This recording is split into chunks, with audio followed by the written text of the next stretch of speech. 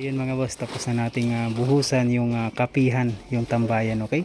So kiniklearing na rin ni Boss Jordan yung area na to para sa paglalagyan ng hagdan, okay? Yung Porsche. Dito naman sa loob, yan, kiniklearing na rin ni Boss Noe tsaka ni Boss Jan. So lilipat na yung gamit dito sa kabila para dito na matutulog yung mga tropa natin, okay? So problema kasi kagabi medyo makulimlim, bumuhos ng konti yung ulan. So dito tayo natulog kagabi. Buti may trapal tayo. So dito rin yung tropa natin. So ngayon dito na lang para mas safe tayo. Okay?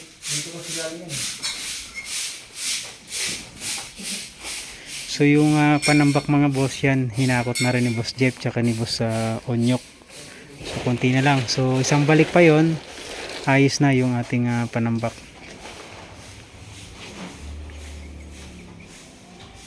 Konting-konti na lang to mga boss. So ngayon nagpabili na tayo ng hollow block para dito sa ating magiging hagdanan mga boss. Okay? So bali 3 steps to mga boss. So pang-apat to. So buti naman pang-apat to, oro, plata, mata, oro. Okay? So good sign mga boss. Bali i-divide na lang natin to mga boss. Kinuha natin yung sukat nito nasa 90 cm. So 3 step, pang-apat yung landing. So tumapat naman siya sa oro. Okay? So good. So yung clearing muna.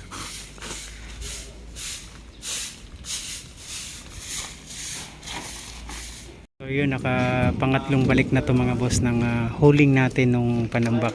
So hindi natin nagamit yung truck gawa ng naghahakot din ng panambak doon sa isa nating project sa Olivares. So si Fortuna the Port, si Boss Jeff naman yung driver nito.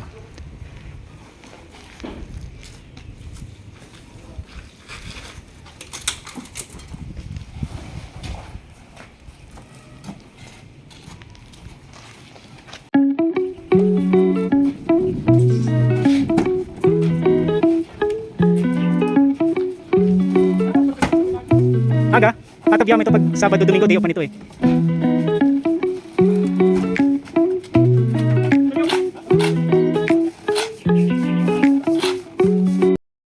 So yun mga boss, magandang hapon ulit. So yun, na-clearing na yung area na to. Ito yung lalagyan ng hagdan mga boss. Okay, ng steps. So gawin natin 3 steps, pang-apat tong landing para saktong-sakto sa oro mga boss. Okay, so ito naman, ito yung tambayan. So nabuhusan na rin mga boss. So drain up natin to para hindi mag-stuck yung tubig, hindi papasok dun sa loob ng bahay. Okay, para slide lang siya dito palabas. So yung gusto ni client mga boss, yung hagdan, meron pa ring mga damo-damo or yung Bermuda grass. Okay, so gawa natin ang paraan. So yun, nalinis na rin yung area. Yan, clear na rin yung area mga boss. Okay, so yung ibang gamit dito na natin pinakiusapan yung admin. So basta hindi lang daw makaano sa kalsada, kaharang.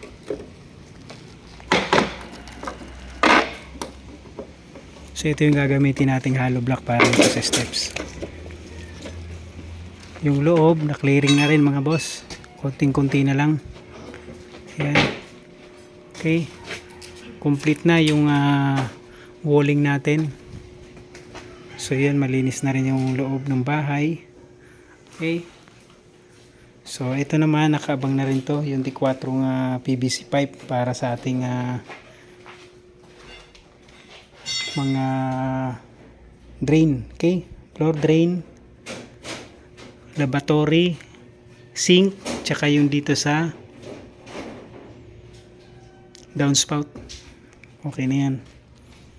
Antayin na lang natin si Boss Berdan dumating para dyan sa plumbing system natin.